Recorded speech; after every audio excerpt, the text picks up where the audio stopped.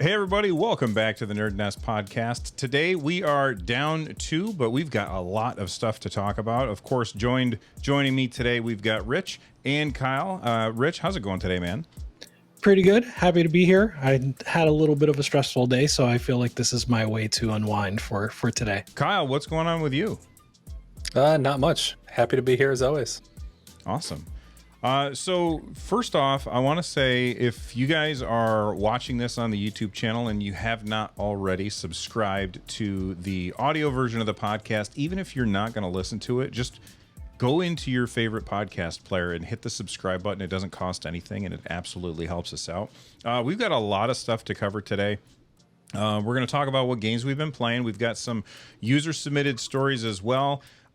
We've got the NES is 40 years old. We've got something to talk about there, and we've got some big news in retro games.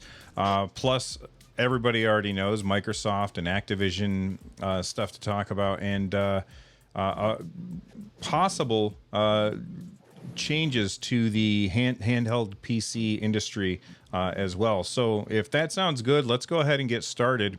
Real quick before we get into what we've been playing, I'm just going to tell everybody what are the topics that were sent in by viewers. They got one in here from Emilio Sanchez. They said, I would love to hear you guys have a particular gimmick / gameplay style that you wish you'd see more often in games. We're going to answer that question at the end of the show. And we also have one that came in from Tyler Denchuk. They said, wondering what controllers you guys use when playing on Steam Deck, docked on Steam Deck. I just purchased a Steam Deck dock.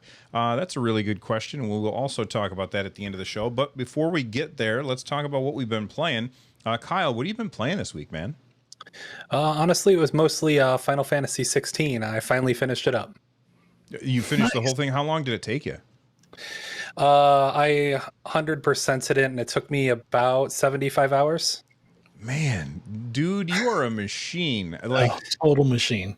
Like you 100%ed Zelda too, right? Yeah. Well, everything except for the Koroks, but yeah. And how close are you on the Koroks? I think I'm at 300 of them. Good gravy. I think I found like 80 Korok seeds and gave up. So 100% in both of those games. That's absolutely crazy. What are your like final thoughts on Final Fantasy 16? I would say that it's definitely polarizing. There aren't as many classical JRPG elements as most people would be expecting, but I think that's kind of for the best, to stop retreading the same ground. And I'll say the high points in the story and the big boss fights are probably some of my favorite in at least recent history. Awesome. I definitely need to get back to that game. Rich, have you played it yet? No, but I was going to ask, it sounds like you landed on sort of the good side of the combat, right? Like I've seen even people that are willing to kind of accept the combat as it is, kind of say that it doesn't go as deep as, a combat game would. And so that's sort of disappointed them, but it sounds like that wasn't the case for you. Yeah, no, you can definitely, it's definitely no like Devil May Cry or something, but it has a good mix of classical like JRPG elements as well as more action based. So it balances out well. So everybody ends up liking it, not loving it or hating it. Makes sense. Yep. Yeah. So you said you hadn't played it yet, Rich? No. Okay. It's funny. You said Devil May Cry or something, but like I feel like I remember in one of your videos recently where you like made a joke about it being Devil May Cry. Yeah, because of that, right? Like because everyone has that criticism of it, that it's just all action combat. I haven't tried it, so I don't know like how deep it goes into that. But I just found that funny. Yeah.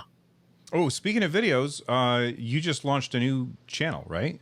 That's right, Fanda Games. So yeah, everybody, make sure I'll leave a link in the description so you guys can check it out. And you got your first video out. And what's the whole thing with Fan the Games? Yep. So this the handle is already at Fan the Games, so you should be able to find me there. And the first video is a news roundup for this week, and the two like main topics are the Microsoft Xbox Activision acquisition stuff. Mostly, I was thinking about it in terms of like, I think that Microsoft's gotten a lot of criticism in general, rightfully so to some extent, but mostly is my criticism is their single player games, right? Like I feel like they can pull their weight a lot more when I compare them to Nintendo, Sony, and Square and Capcom, and they're just not there. And so I at this point, I feel like they have no excuses. And then I also talk about The Last of Us 2 being remastered. Potentially, it might be something else. It might not be a remaster, but I talk about that as well. Awesome. Well, when you were working on that video and your other video this week, what games were you playing? So just now I was playing Viewfinder. I bought it earlier this morning. I played a couple of hours. I'm about 2 chapters in, and it feels a little mid so far. I hate to say it, but I played the demo as well, and I got the same feeling where, I don't know if you guys remember, after Portal came out, there were a bunch of like first person puzzlers like Cube. I'm forgetting the name of another one I played, and they were all like, I get it. If you want more Portal, this is more Portal, but it doesn't have the same charm. And so I play this and I think back to like Talos Principle, Portal 2, The Witness even. I'm like, this doesn't quite match that charm. So far it's I'd say mid, but I'm gonna keep playing it. All right, that's fair. So I gotta be. So what did I think? It was 2 weeks ago. I finished Zelda, or maybe like a week and a half. I finally finished Zelda, and I've really not had any desire to play a video game after finishing Zelda. So like mostly, I've been just messing around on retro games a little bit, which we'll talk about retro games later on in the show, but I did pick up one new game, and it's retro inspired because one of my favorite genres of all time is light gun games, and you really can't play light gun games anymore without like specialized equipment. I talked about it on a recent episode on my channel, and somebody said, have you checked out these light guns that apparently work on LCD screens? And I forget what they're called, but I checked it out, and I was like, oh, these are really, really cool. I don't know if I want to spend $100 on a light gun that probably won't get all that much use. But, you know, speaking of things that don't get a lot of use, I have a PSVR 2, and I think it's awesome. But the whole, like, I got to get everything out and put the crap on my face. And, you know, you kind of have to prepare to play those kind of games. So I really haven't been playing my PSVR 2 very much. Well, then I saw that there was a new game, Operation Wolf, which when I was growing up, my brothers and I played so much Operation Wolf, I believe on the Sega Genesis. And we just absolutely loved that game. And so I was like, oh man, there's a VR version of Operation Wolf. Let me pick that up. It was $24 because it was on sale. This might be the worst game that I've played in the last 10 years. It is really bad. Oh, and no. I don't like to crap on games. Like, Yeah, I thought I was being harsh. oh my God, it's terrible. It's so bad. So, first off, it crashed. So there was one moment where I'm in the middle of a game, it crashes, and I was like, what the hell is happening here? Which is a really weird feeling when you're playing a VR game. You got a thing on your face, and then the whole world just stops. And you're like, what the hell's happening here? The announcer, narrator guy who's basically like giving you your missions or whatever, sounds like somebody's just doing a bad Dietrich Bader impression. Right. I mean, I was like, is that Dietrich Bader? There's no way that. No, it's not him. It's not good. And then the gameplay is just kind of boring. Like I was, you know, I liked the idea of playing an on-rails shooter where I'm, you know, my character is just walking along and I'm just shooting stuff. And at first I was like, oh, okay, this is kind of cool. But then like this enemy rolls out in front of me and he doesn't do anything. He's just standing there holding his gun, looking at me. And I was like, what the hell is happening here? So I stood there for a minute and I didn't do anything. And he didn't do anything. So then finally I just shot him and then the game continued. And I was like, it's so That's amazing. flippin' weird. Now, it's not without its Like there's some good stuff about it. Like there was a fun boss fight that I had to do where there was like a helicopter. No, there was a machine that had like a satellite on it, and it would fire rockets. And so the mechanic of the boss fight was wait until after it fires rockets, then blow up the satellite dish on top of the thing, and then the rockets will hit the machine instead of you. And I thought that that was kind of clever. I played through 3 stages. There's 6 stages in the game, so I'm literally 50% done, and I think I've played for an hour total. Like it's a very, very short game.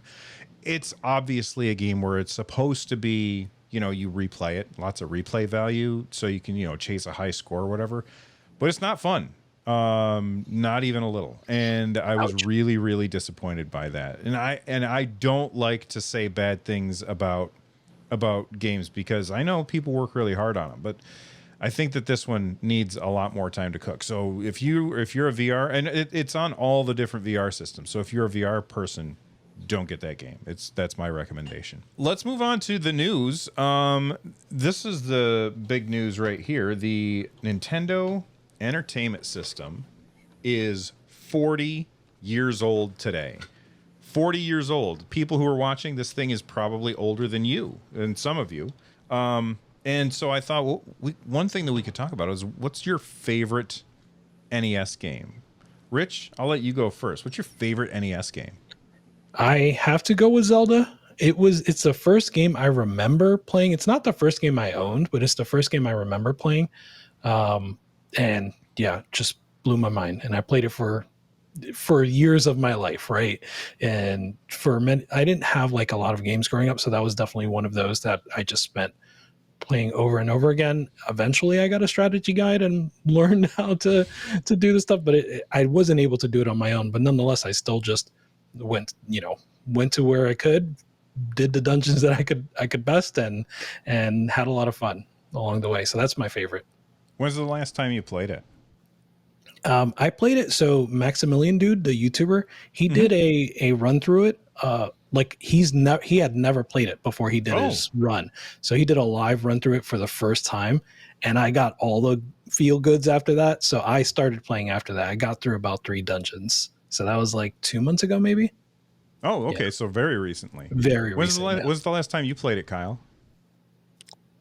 For me, it's been probably 3 or 4 years, but my wife played it last year, so. Nice. I think I played through it and beat it 2 years ago.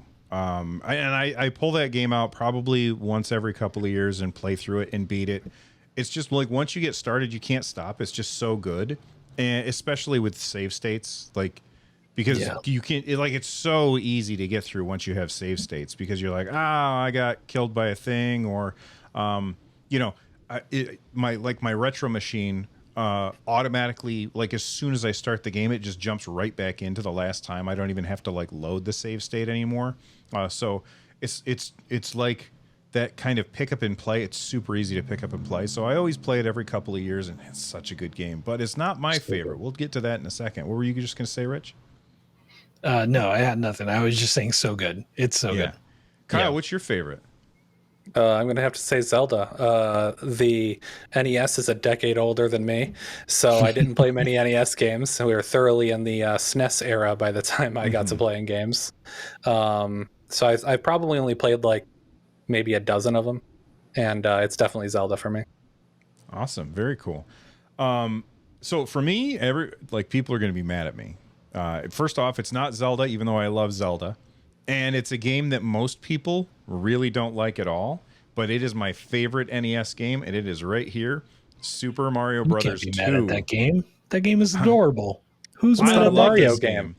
What's that, Kyle? I said it's not a Mario game. That's I know wrong. it's not a Mario game. It's a Mario game. It's fine. Well, no, because it was actually another game. Right. Right, and then they just skinned it with Mario stuff instead. Doki Doki Panic, I believe it was. And it's so different than the original Mario game that everybody just despised it. But I thought it was fantastic. And I've only beat it once because this one is a lot harder, I think, than the original Mario game. You know what I really would like to see? I would like to see Toad come back. Not Toad. Not Toad. What's the bad guy? Oh yeah, He's a I frog. don't He's a remember his giant name. frog. Yeah, yeah, with the king, the crown. Yeah. Oh, Wart. It's right Yes. here. The Curse of the Evil Wart. Wart is the frog's name. I would like to see Wart come back in a new Mario game. Maybe in Super Mario Wonder. Kyle, did you ever play Super Mario Brothers 2? Yes, I have. I'm usually a big Mario fan, but I think it was better than 1, not as good as 3. Well, okay. I mean, everybody always says that Super Mario Brothers 3 is like the best, and I do like that one. But this one was just so weird that it made me love it more. Super Mario Brothers 3 was so much more like Super Mario Brothers 1, in my opinion. Yeah. But there was a lot of really cool things that they did in Super Mario Brothers 3. Like, you got the warp whistles for the first time. You had like the world map for the first time. But I would like to see more Super Mario Brothers 2 stuff instead of just Birdo. I'd like to be able to throw some turnips. No, listen, we're gonna kill that noise in this episode. So this is I'm reading from MarioWiki.com. It says a Doki Doki Panic engine started as a Super Mario style tech demo using vertical scrolling mechanics as opposed to side scrolling mechanics. Shigeru Miyamoto suggested the inclusion of side-scrolling mechanics to make it more of a Super Mario concept, blah, blah, blah, blah, blah. Moving on. This includes, we're talking about like kind of what has been included in future Mario games. Shy Guys, Birdos, Pokies, Bob-Ombs. It's a Mario game, guys. It's a Mario game. I don't care. That's the hill I'm dying on. Hey, and I understand why, like, you're saying it's a Mario game, but it's so different. Like, the thing is, it's so different than all the other ones, and that's why I love it so much. Is because it's really weird. Like that moment where you go down into that weird. It's not even a pipe. It's like a vase or something, and the mask starts chasing you as you carry a key. Weird. Like, that's such a cool thing, and like that's never been done again. All right. Speaking of retro games. This is this is a number that I did not expect to see. GameIndustry.biz posted this. 87% of classic video games are critically endangered. This is according to the Video Game History Foundation. And it's the idea that there's all these games out there that you just can't get anymore without, like, you can't, there's no legal way to play these games without buying old hardware. I just find that so fascinating. Like the number 87%. If you had said, Bill, I'm going to give you $1 million if you can guess what percent of games you cannot get legally anymore without buying old hardware, no way I would have said 87%. I probably would have said 20%, 30% at most. 87%. That's a crazy number to me. Rich, what do you think about this? Yeah, it's depressing and discouraging, and the problem is it's getting worse, right? So I have a screen up. I can send a screen. Oh, I don't even know how to do that. No, I mean, I can send. It's in the chat now if you want to pull it up. It's there's a chart called classic game availability by the years, and so 75 to 79 is terrible, less than 1% available. 80 to 84 also terrible, 3.65. But the point is, it kind of peaks at 90 to 94, where 19.33% of games are available, and then it dips down from 95 to 99 at 14.22. 2000 to 2004 is 15%, and those games are just 20 years old at this point. So that availability is going to get worse as time goes on. Same for 2005 to 2009, which is 18%. But by the time we get 5 years down the road, that 18% is going to go down to 15, 10%. I mean, we'll see. But the point is, that's the best it'll get, right? Mm-hmm. Boy, it'll get even worse once we reach the current generation with the consoles being digital only and everything. Yep. Like, the game preservation is going to be literally impossible for this generation. Yep. Yeah, I almost feel like there's got to be there's got to be some kind of solution where there's like a digital library where they can upload this stuff and people can check it out so that they can see it. Because I mean, let's be honest, like nobody's going back to play certain games. Like I got games on my shelf back there from like the Fairchild Channel F, right? I got those because my last name's Fairchild, and I was like, that's cool. I've never turned them on because I don't have a TV to hook this thing up to because it won't work with a modern TV. But like, there's nobody that's like itching to really play those games. But there should be, because video games are art. There should be a way to preserve them so that future generations can look back and be like, oh, wow, look at that. It's crazy. Like that they were able to do this in 1970, whatever, like 1975 or whatever. So and Bill, that's all gone. Yeah. You hit the nail on the head, right? So like VGHF did this specifically for the purpose of like raising awareness. They did this study to raise awareness in terms of that. So like what they would like to do, I wish they had documented a bit more of sort of what the plan is, but what they would like to do is use this as a way to generate interest and have sort of the industry buy in the way they bought into like ESRB, have the industry buy in to sort of a library or archive model, and also to bring about exceptions in the DMCA that will help them do that work more easily. I think some of the criticism I've seen of that is that like we're looking for our corporate overlords to help us, but I don't know. I think you have to try something, and this is at least one approach. And nonetheless, the study is whether or not that approach is successful. The study is eye-opening and definitely has generated a lot of interest. Yeah, the only reason that we have the ESRB is because the video game industry was under fire from they were going to get legislated, basically because of violence in video games. You look at Night Trap, which I played that recently because I got the Nintendo Switch version of it, and I got the limited run games version that came with like a VHS tape and stuff, which was crazy. Like, it was a really cool combo. I played that. The violence in that game is laughable, and there's a documentary about it that you guys have to watch. Like the people made it worse by trying to make it by having the vampires not like bite anybody. So like in that game, the vampires don't bite anybody because they didn't want to show vampires biting people, right? So instead they have like a big clamp that wraps around your neck, and then a drill bit goes towards your neck. You don't actually see anything happen, but you imagine what happens. And it's like, that's terrible. But they don't actually ever show anything. And so there's no good reason for like that to have been on everybody's radar other than there were scantily clad women in that game. But then there's Mortal Kombat, where you're like ripping people's heads off and stuff. And so those games kind of ushered in this the ES, or not the ESRB, but the, Congress coming after the video game industry. And the video game industry basically said, okay, all right, fine.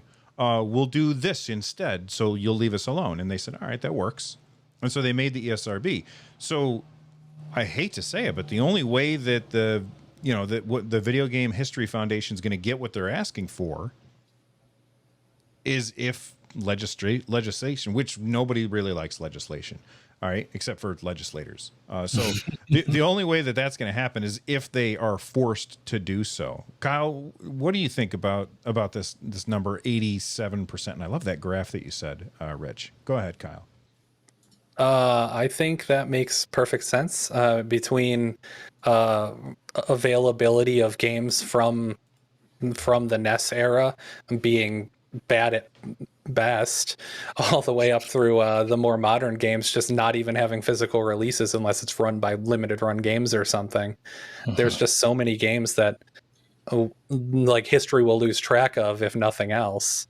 And yeah, the fact that they legally can't back them up or provide them it's a massive, like, I don't know if I want to say affront to the the developers themselves, but it's just, it's basically seeing your life's work go away because some law said you couldn't keep a copy of it. It's not fair for anybody involved.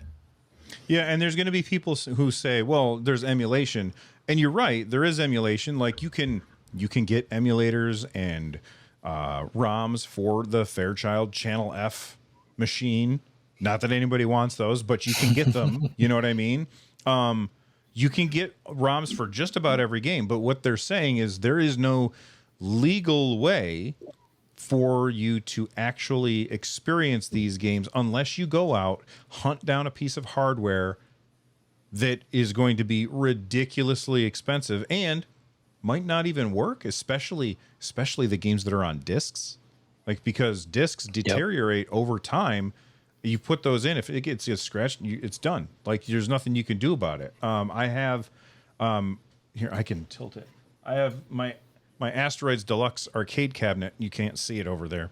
You can see it right over there, right? There you And that thing came with, or it had a circuit board in it. The circuit board was burnt out. So that thing will never work again. And there can be lots of things like that where like the chips that are in the physical stuff, it's all gone. Like, it doesn't work anymore. And so you got to have those digital backups that can live on the internet somewhere. And we just need a legal place for those to be picked up. Anyway, I found it to be super interesting. And there's no way I would have ever guessed that it was 87% of retro games are critically endangered, which means like no legal way to get a hold of them. Just crazy. All right, let's move on to our next topic, which is Microsoft and Activision, the acquisition that we have been talking about for 18 months is almost over. And oh my gosh, Sony did not do well in this. Like, originally Microsoft offered Sony, hey, we'll if you want to partner up on this, and we'll give you all Activision games on PlayStation consoles for the next 10 years.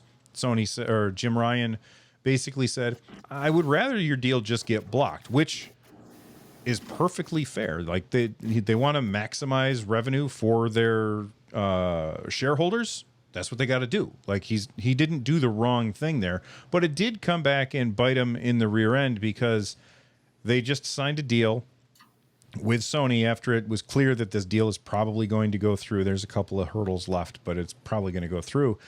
They signed a deal, and it's only for Call of Duty, not the rest of the Activision games. Kyle, what do you think about this? I mean, I'm not surprised. I mean, it's basically just a vanity move for Microsoft and Activision at this point. They already won pretty handily in court, so they didn't even have to do this, honestly. And it's not a good look for Sony coming back and being like, can we please have this game? Can we please have this game? when there were emails saying we don't need that game. It's definitely not a good look for them. Yeah, I don't know. I'm interested in seeing what they say in the coming months about it with all the information that's been made public. A little while back, Sony said, if this deal goes through, I don't know that we can provide our dev kits for the PS6 to Activision because they might report up to Microsoft about the things that we're doing with those dev kits. Rich, do you think that Sony was, they were just, I mean, they did it with Minecraft where they didn't provide dev kits for PS5, and that's why there's no PS5 version of Minecraft. It's just the PS4 version. Do you think that they will capitulate and give dev kits over to Activision? I vaguely feel like I saw something about that come up today, as though they've already rescinded that. I don't know. I have to double check that. That may just be me making stuff up. But yeah, I think they'll figure out a way to give those dev kits to Activision. I think at this point they have to. I think that Microsoft signing this deal, as Kyle, you pointed out, is sort of a vanity deal because Microsoft doesn't want to, at least that's what they purport, right? They don't want to take Call of Duty off of PlayStation. They don't want to take Minecraft off of Nintendo Switch. So whether they sign this deal or not, Call of Duty was going to come to PlayStation for the foreseeable future. Maybe not 10 years, maybe just 5, I don't know. But, at least according to Microsoft's logic, it was coming either way. And now we're coming up on like the deadline, right? But as far as we can tell, that deadline should be extended. I think Microsoft and Activision are going to agree to some sort of extension and announce that soon. But we have yet to see. Yeah, they've been given 2 months to arrive at a new agreement by the UK regulator. So I think in September is when we're going to see whether or not the deal actually fully goes through. Although I think they're going to close the deal in the States, and then like the UK is going to be like its own thing off to the side, and we'll see what happens there. I mean, I'm with Microsoft on this. I mean, I agree with what Microsoft said on this. It doesn't make any sense for them to pull Call of Duty from PlayStation. That's like saying, hey, I don't want anybody to buy this. Like there's way more PS5s out there than there are Xboxes. And so it doesn't make financial sense for Microsoft to not support the PlayStation on that. And that's the same reason why we continue to see Minecraft on all these other devices years after the Mojang I don't know how to say it. The Minecraft purchase. Like we continue to see that on all of these different systems, and Microsoft could have just said, all right, screw everybody else. Minecraft is now an exclusive, but they didn't do that. And they didn't do that because they like money. It's not like they're just being nice guys. Right. They did it that way because they're like, that's a lot of wallets that we can reach into.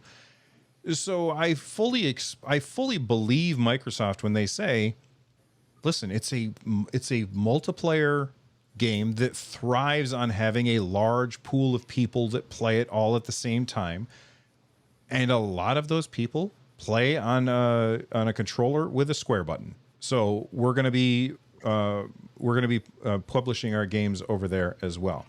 Yeah, and player games, I don't think so. What'd you just say, Rich? Here's the other thing with that, right? Like if they take it off of PlayStation, Sony is obviously working hard to get anything as popular as Call of Duty.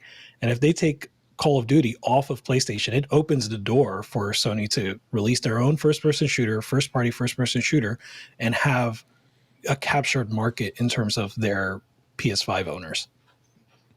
Yeah, I would agree with that. I mean, Sony they bought Bungie, and Bungie's working on all kinds of stuff, and I think they said like 10 different live service games, which essentially that's what the Call of Duty games are anyway. So yeah, Sony's working on having the thing that goes up against Call of Duty. I don't play Call of Duty, so I don't know much about that game. Do you guys play Call of Duty? Not since Modern Warfare 2. I think that was the last time I really played Modern Warfare 2, but I was really into it back then. The current Modern Warfare 2 or the original one? Yeah, that's what I was going to say. What are you talking about? Xbox 360. Okay. Oh, okay. Yeah. The last one that I played was when it was World War II. Which one? Okay, so I don't know. The Xbox 360. Xbox 360 was World War II. And I don't even remember. I don't know which one it is. World at War, probably. Something like that. I don't know.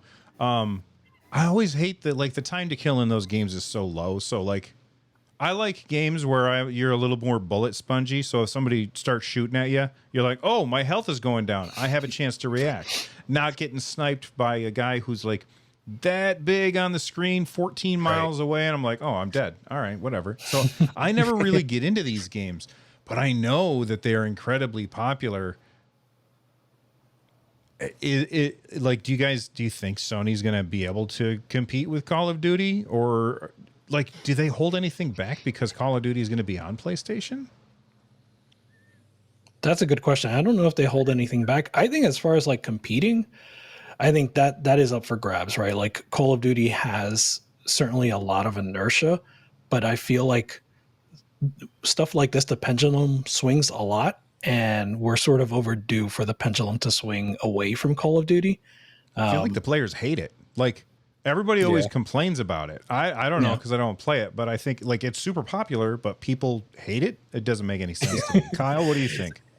I play it occasionally. It's basically the only decent option with a lot of players is the problem. So as long as there's a competitor that can pull those players, I don't see why it couldn't be at least competitive with Call of Duty. I mean, we just saw it in the past month with Battlefield players going to BattleBit on PC. There's like 1,000%. yeah, exactly. There's about like 80,000 players on this early access indie game that is just filling a niche for Battlefield, which is basically fallen into disrepair. So I definitely think that Sony could pull it off, especially if they put their game on PC too. Yeah, I feel that like makes sense. Go ahead. we've seen that story before. Like, this is a deep pull, but like NBA Live was the basketball game until it wasn't, right? Like they got too powerful and they started getting full of themselves, and all of a sudden, young upstart NBA 2K comes out, and it's way better than NBA Live, and they were never able to repair that. And so, like, I've seen that story a few times, and I feel like we're overdue a little bit for Call of Duty to experience that. Very interesting. Well, speaking of Microsoft, Game Pass is getting a new tier, sort of.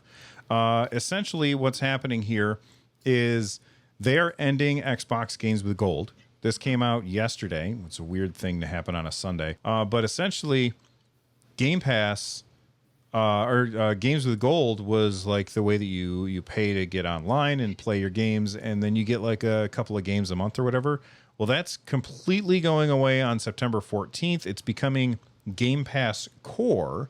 So now there's 4 different tiers of Game Pass. The lowest tier is just like Xbox Games with Gold, except you now get 25 games that rotate in and out of that that subscription, instead of getting a game or 2 every month that you can add to your library. So the big difference is, if I'm subscribed to Games with Gold, I can always play a game once it's been added to my library. If I stop subscribing, I can't play those games. If I start subscribing again, I get all those games back. With Game Pass Core, these 25 games are in my library. Oh, at the end of this month, these 3 leave and these 3 get added. And then at the end of the next month, it keeps rotating. So how do you guys feel about this? Do you feel like this is a positive for the people who are subscribed to the lowest tier, or is it a negative? Rich? Yeah, I mean, I like ownership more than most people do, so that's why I like Steam, right? And humble choice, I get to get the games and keep the games. But also, on the other hand, Games with Gold has been the laughing stock of the last 2-3 years. So, like, what's worth it more to most consumers? Games that I get to keep, but I don't care about playing, or games that I really care about playing, but I may lose it in a couple months. And I think the clear answer for the gamer there is the latter. So I think that's all right. Now, what do you think, Kyle? I think, I mean, I'm firmly in the ownership camp as well, but I do think that it's going to depend, or perception will depend on how good the games are. Are Microsoft going to use this to pawn off some of the lower quality Game Pass games, or are they going to try to use it to hype up Game Pass by presenting the best games they have? I think, like, it would probably be good to do a split there, but you'd need to do something to lure more people into higher tiers, and I can't imagine them giving you the best games right off the bat. So it's going to depend what they do there. Yeah, I'm looking through the Game Pass games that are on here. Like, so just, I think probably add in Hi-Fi Rush just this first month. Like, they would have Hi-Fi Rush because, like, a lot of people would be like, oh, hey, this is good. I'm pretty happy with this. But then have that go away the next month and have that just be in, like, the higher tiers.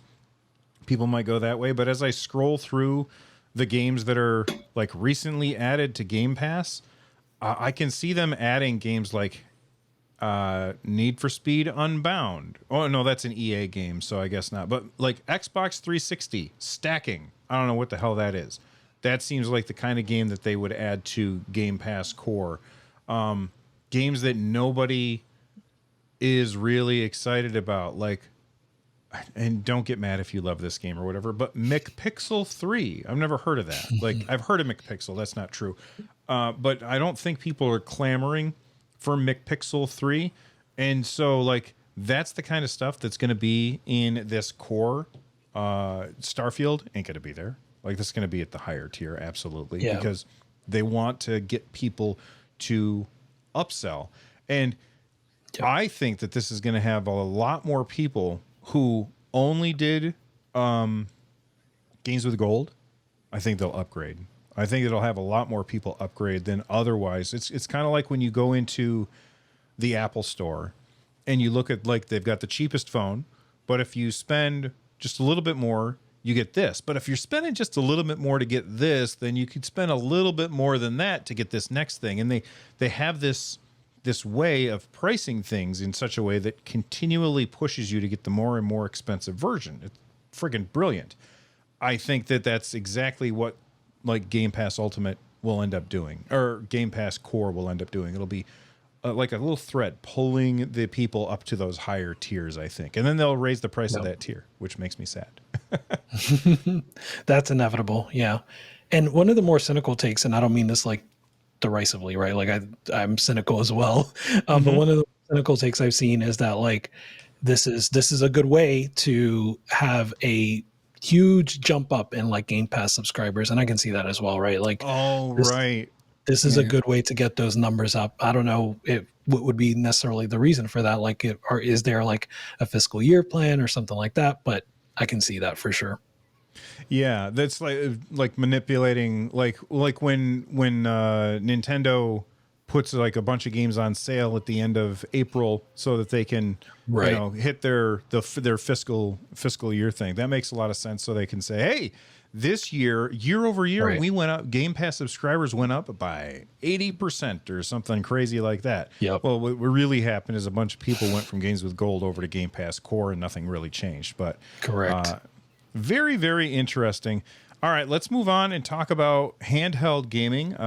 Replaceable batteries. The EU just passed this law that basically says by 2027, new devices, so not the current devices that are out there, but new devices are going to be required to have user replaceable batteries, so that you, the end user, without buying proprietary tools or something, can take the battery out and put a new one in. I would assume that means that they also have to provide a way for you to buy those batteries so that you can replace it, especially when batteries come in weird shapes and stuff, like the Steam Deck battery is a friggin' L.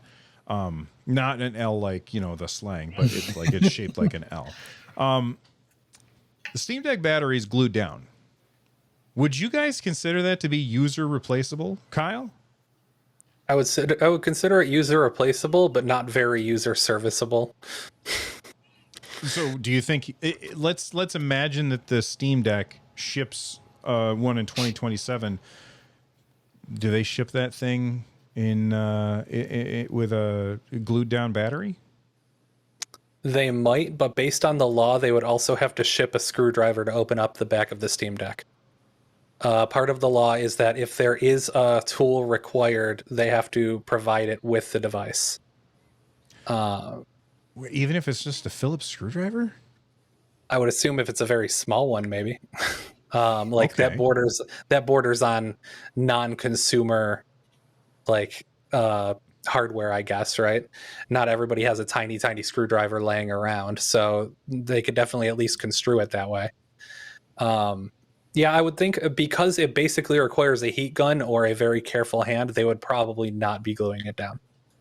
And that, I think, is a win, because like gluing it down is a huge pain. I like the fact that the ROG Ally one is screwed down, not glued down. I think that's awesome. I understand why companies want to glue stuff down. Yes, there's always a little mustache twirling nefariousness where, then they'll have to come to us for repairs. But also, like, you don't want it rattling around in there. It makes sense that it gives them a little less. They don't have to be quite as precise inside to get things to fit absolutely perfectly if you can just glue it down and then you don't have to worry about it rattling around. Rich, what do you think? Do you think that we're going to see big changes to, like, the things like the Steam Deck and the ROG Ally or other handheld Right. PCs.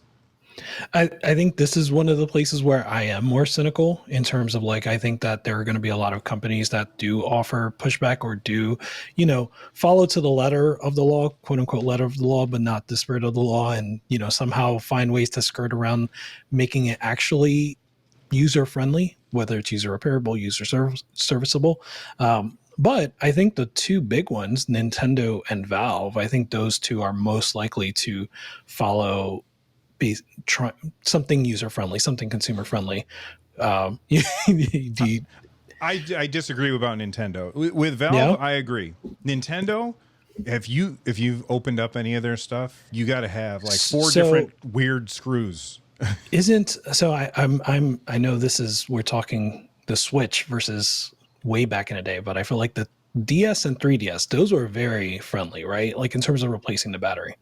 Oh yes, absolutely. Yeah. Replacing the battery, I think on the 3DS, wasn't it? I think it's just a door. It's just a door, right? Yeah. Yeah. Yeah. So that's where I see Nintendo less unmotivated, a little more motivated to, just go back to those days and just make it easy to replace a battery in their new console. I know that they're not always the friendliest, but that's where I'm seeing it come from. Yeah, I guess so. I'd forgotten about the 3DS. I was just thinking most about the weird screwdrivers that you have to buy in order to like repair your Joy-Cons. So like, yeah, that makes sense. Like they used to just have a door to the battery. I will say, and people disagree with me on this, my phone, I don't care about having a replaceable battery on my phone. I'll just buy a new phone in a couple of years because it gets slow anyway. Like I've had this one for 2 years. It'll probably last me a couple more years and it'll be fine. I like that this thing is sealed up to hell and back and nothing's getting in there. Because if I drop this in the water, no big deal. I just grab it, pull it out, and everything's fine. And there's going to be people who say, well, there's rubber gaskets that they can put around the battery contact points. Sure, they can. It's not going to be as good as when it's all sealed up. So I'm all for the handheld PCs and stuff, but I want my phone to just be all sealed up, and I don't want to have to open it myself. People can yell at me in the comments.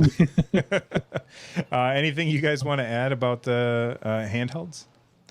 I think the waterproof point is a good one. I think that wasn't it something like if your battery or if your device is waterproof, you don't have to follow that law? Oh, I didn't see that part. That was one of the exceptions I think I've seen. So just again, we'll just see everybody make all the devices waterproof to avoid that law. Exactly. It's a win for everybody anyway. Yeah, I think either way, that's good. I would like. Agreed. There's going to be people playing Steam Deck in the bath, sitting in a hot tub playing Vampire Survivors. Nice. I like it. Oh, man. All right. So at the beginning of the show, we mentioned that we had some comments that were sent in by you guys. If you guys send in a topic for the show and we choose your topic, I will reply to your comment with a Steam code for a game. So make sure that, come up with some good topics for us to talk about, like Emilio Sanchez did. They wanted to know, what is a particular gimmick or gameplay style that you wish you'd see more often in games? For Emilio said, me in particular, I wish we saw more gun-fu games like the Resident Evil games. I just think there's a severe lack of games that combine melee and shooting as well as those games does, which is such a shame. So I'll let you go. You go first, Rich. What's a genre or a gimmick or gameplay style that you feel like you don't get to see as much these days? Yeah. This was a tough one for me. I couldn't really come up with anything except like Metal Gear Solid like meta gimmicks, like all of that stuff, like plug in a second controller or the X-Men reset the game. Like we don't get any of that stuff anymore, I think. And that was fun. Wait, what do you do with a second controller? Have you played Metal Gear Solid, the original? I've never played Metal. I have the PS the PS Mini, the terrible PS Mini. Yeah. And so I've played a little bit of Metal Gear Solid, but not much. How much of a spoiler is it because for people watching, right? Like it's. Oh, okay. Well, then don't tell them, because I don't want people who haven't played it to get spoiled. I'll give an earlier example in the game. So in the game, there's a codec, like a radio signal that you have to Oh, call, right, yeah. and you don't know what the radio signal is until you look at the back of the physical box. And one of the screenshots on the back of the physical box has the codec number that you have to dial. Well, if I try and play that game emulated, I'm on like even on You're the screwed. on the PlayStation, like because I bought it, I own it. I don't know how they have the handled rights it to for play the, it. I'm for the screwed. PS Mini, because I bet they did something for that, right? Oh, that's awesome. Yeah. What was there was a really cool gimmick in one of the DS Zelda games. I can't remember which one. Kyle, I know you know which one I'm talking about, where you had to close the DS in order Phantom to Hourglass. Yeah, Phantom Nice. Hourglass. And I forgot what why did you have to close the DS? I can't remember what it was. It said you had to touch what was it? It was touch like something on the map with something else on the screen. I forget exactly what it was. But like the map was on the top screen, so you couldn't actually physically touch it. So the way to do that was just to close the clamshell, and then they would physically touch, and then if you opened it, it would progress. And when you did that, and then you opened it back up, and you got that sound, you felt like a goddamn That's genius. You were amazing. like, "Oh my god!" Yeah. I don't mind spoiling the X-Men one. It's similar. It's Sega Yeah, let's hear Genesis X-Men, and you come upon a computer in the game, and it tells you to reset the computer. And you're like, what do? I have no idea what to do until you reset the Genesis. When you reset the whole system, then it comes back up and you can proceed. So it's beautiful. It's amazing. I think I remember reading about that in EGM, but I never had that game, so I didn't. Yeah. I didn't actually get to try it. That's awesome.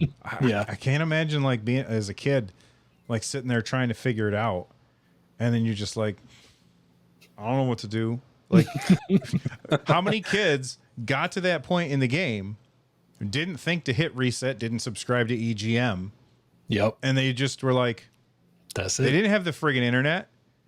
And they were just like, all right, I guess I'm done playing that game. I can't figure out what to do. That's got to be irritating. Kyle, you got any gimmicks or gameplay styles that you miss? Sure. I would say really fast-paced third-person games. The one that the example I'm gonna give is Vanquish, which is an old game by Platinum Games from the 360.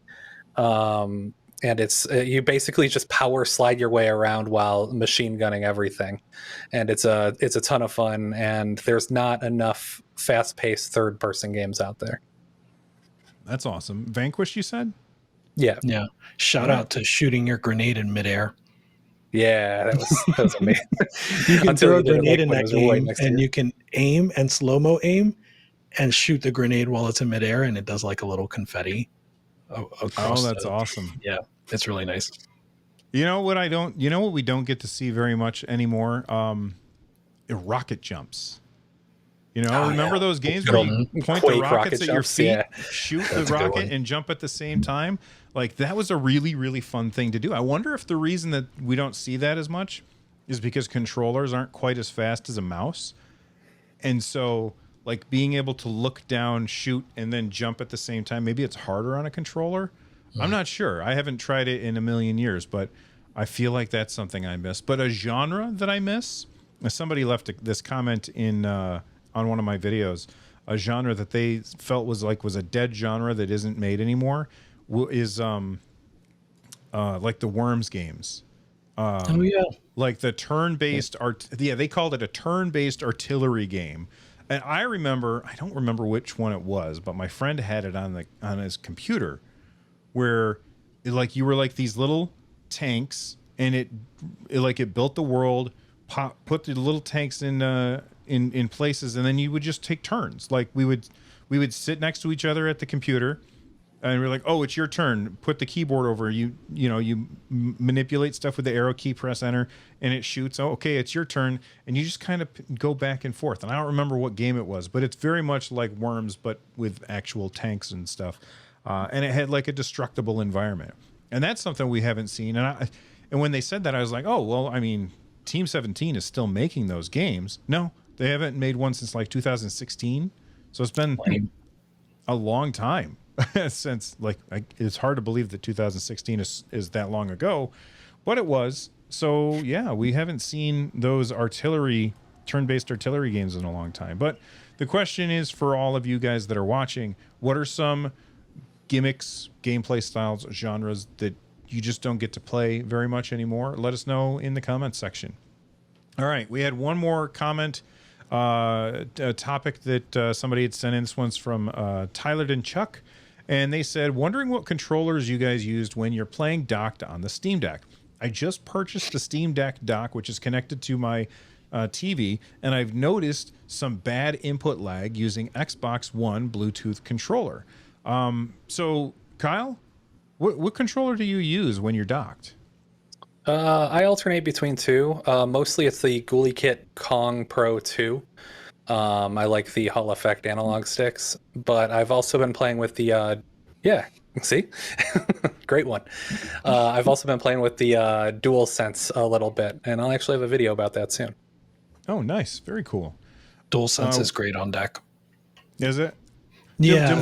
Do most games load in the right glyphs? Because I never hook up PlayStation stuff to my computer because the glyphs are always like press X, and I'm like, which one? Yeah, as long as you have the PlayStation controller option selected in actually Steam itself, then usually it's fine. Okay. Or are you just going to say try that again? I'll have to try that again because a lot of the games I tried were not showing PlayStation glyphs, and I don't know if it was just the subset I was trying or what, but yeah. I don't have the 8-bit DOE with the 2.4 receiver, the 2.4 gigahertz, but I hear a lot of good things about that one, especially as far as input lag goes, right? Because it's not Bluetooth. So I think that's a good one, especially if you're already docked. You can just plug in the receiver into the USB. That's a great one. But yeah, I use the Ghoulie Kit, the King Kong or Kong 2, whatever it's called. I think it's the King Kong 2 Pro controller. It's a terrible name. They need to come up with something different. Yeah. So, I mean, you brought up 8-bit DOE or 8-bit DOE, whatever. Don't yell at me about how to say things. I don't care. I'm just going to say it the way I want to say it. All right. I ended up picking up this. This is the 8-bit DOE M30, and the reason I got it was because I like Genesis games. I'm a big fan of the Sega Genesis. I gotta say, I am having a hell of a time getting this thing set up on Emulation Station. Because most controllers these days don't have an X or a Z button and don't have a C button. And so configuring this to work with my retro games has been a huge chore. And I go on YouTube and I type in, configure M30 with RetroArch or whatever. And every video that I watch shows a different friggin' procedure. And none of their stuff looks like my stuff. And none of their stuff looks like each other's stuff. And so I don't know what the hell is going on. I want to love this thing for retro games, but I'm still trying to get it to work. And, if I get it figured out, I might put out a video on like how to do that. It's not really my channel's thing, but I want to help people with that. If you have a solution, let us know in the comments. But for most games, I just use my Xbox Series controller. I also have the King Kong 2 whatever thing. I just don't use it as much, but I really like this one. But for some games where you need to have like mouse input and stuff, this is the best controller. Nice. This is the Steam controller. Yeah. You got to have a Steam controller, which I can't get the camera to focus. Absolutely love this thing. I wish that they would make another one. I've talked about this so many times. We need a Steam controller version 2 that just has all the Steam Deck stuff. But let us know in the comments, what are the controllers that you're using? What are your favorite controllers to use when you've got your Steam Deck docked, or just your favorite controllers in general? Anybody else have anything about controllers before we wrap up? Yeah, real quick, I will say that the old firmware on Xbox One controllers is really, really finicky when it comes to Bluetooth. So that might be your actual problem. In which case you have to plug it into a Windows PC and use the Xbox Accessories app to update the firmware, and Bluetooth becomes way more stable after that. So try that. Awesome. And Tyler, if that fixes it for us, or for you, let us know. That's awesome. Before we get out of here, we've got some other videos that you guys can watch. I just put out a video. Well, recording this on Tuesday, so I put out a video yesterday about just a wrap up of the week's of gaming news and stuff. So you can check that out right here on the channel. Rich, what videos can people find of yours? Yeah, I guess you can find me in two places now, at FandaDeck on YouTube and at Fanda Games. So I did 2 roundups yesterday that I published. Yeah, I almost was like, was that yesterday? Yes, it was. So yeah, one general games news roundup on Fanda Games and one deck news roundup on FandaDeck. So you can find both of those. And Kyle, what videos you got cooking? I think you said something earlier about a video you were working on. Yeah, I did. So the one I just released on Friday was a test of 5 different Steam Deck drives and performance implications and stuff on those. So definitely check that out. I was very interested in what happened. And then not my next video, but soon I'll be working on a DualSense as a Ultimate Steam Deck controller video.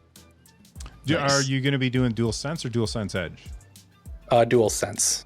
Okay. I'm gonna hardware mod it. Oh, Ooh, that's interesting to me. Okay, I'm really looking forward to that. Because I have the DualSense Edge and I like it a lot, but $200 is expensive. Too much money. Yeah.